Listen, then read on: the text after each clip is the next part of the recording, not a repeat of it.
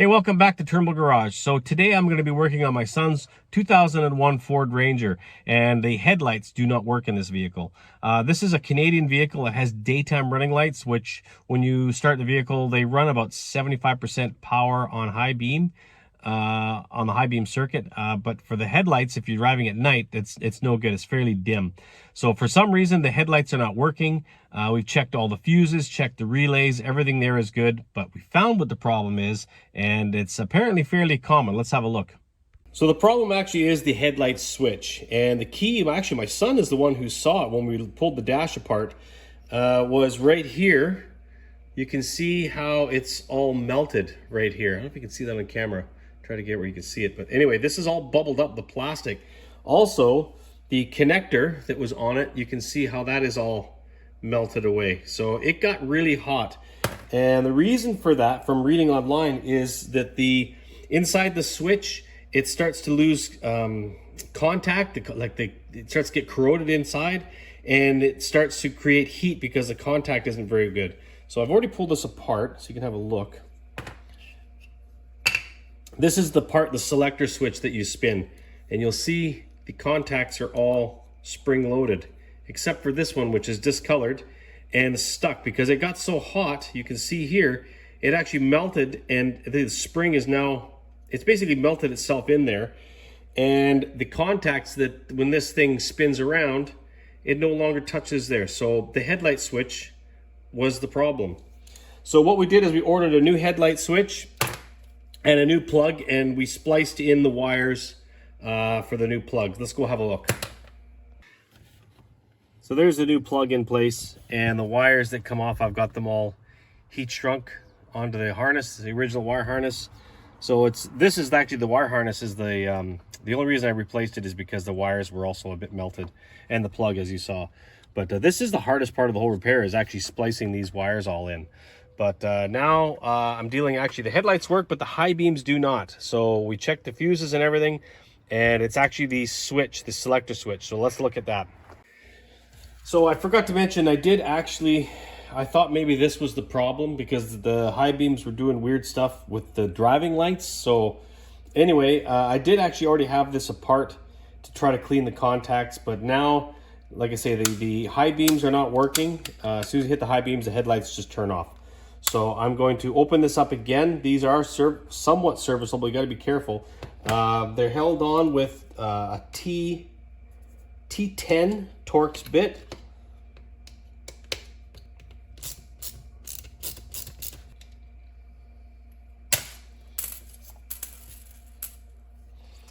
Okay, so with the screws removed, carefully, I'm going to pull this cover off. I can't remember how this went, or... All right. So similar to the headlight switch, you have these spring-loaded contacts.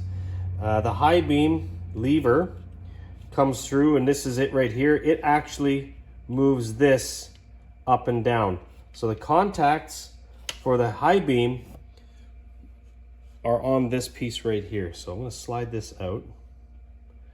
And those are the contacts for the high beam, low beam, high beam, low beam. So looking inside in here, the contacts look pretty clean. I did get in there and sand them. I'm going to try to again degrease it, sand these again, and put some fresh dielectric grease in there and see if that solves it.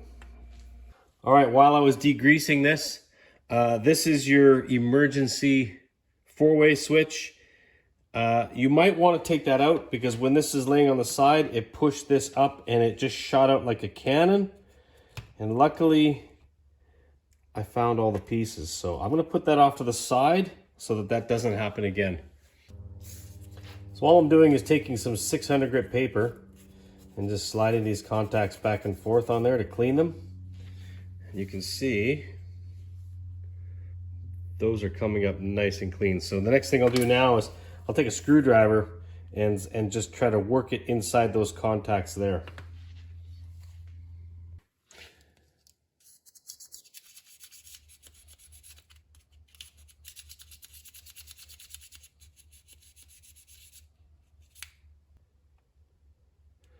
That looks good.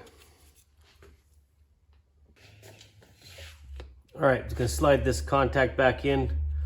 Fresh dielectric grease. Looks like this contact is just kind of hanging it up a little bit. Try to get that what it is.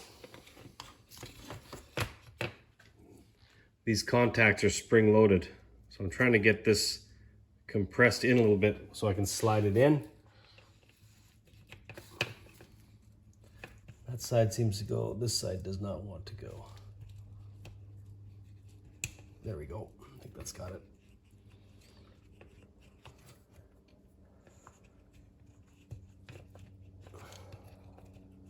There we go. That's in there. Then we'll put our four-way flashers back in. There we go. And carefully, we got to engage this tab on the high beam, low beam switch to this connector. So that's the tricky part. Get that, make sure that's engaged on there.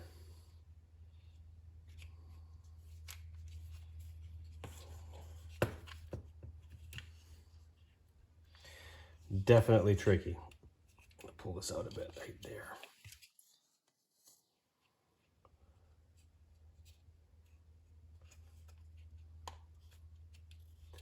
There we go. I think that's got it. Get this, oops. We'll know real quick. I don't know if that's working or not.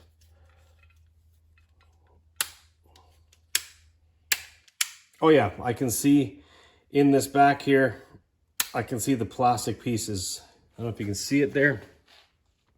In this little window, you can see the plastic there, and now it's gone. So it is connected, so that's good. So let's put the screws in and we'll hook this up to the truck and see if it all works. All right, so mind the traffic and the bird noise. There's a dove out here that drives me nuts. Anyway, these are held on with a couple of screws, T20s. So first thing I'm gonna do is hook up these plugs here. Oops.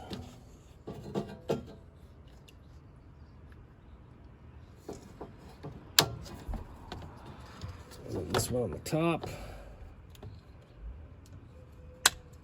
Be careful with these clips because I did manage to break one. They're quite brittle if you've got an old vehicle like this, but it still has the other clip to hold it. So go ahead and put the torque screws in here.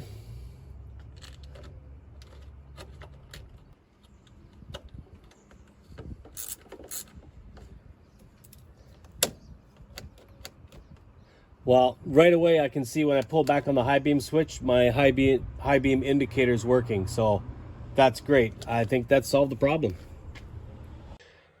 All right, so that did solve it. The high beams are working and the headlight switch is working. So that's it. Now it's just a matter of buttoning this whole dash back together. Son's actually putting in a stereo, so we won't get it all back together, but at least I can get the instrument cluster back in and all that. But yeah, so there you go. If you've got your headlight problem or your fuses are all good, everything's looking good, it's probably your headlight switch has melted. So hope you learned something. Thoughts and comments down below. Just a quick video. So yeah, thanks a lot for watching. Have yourself a great day.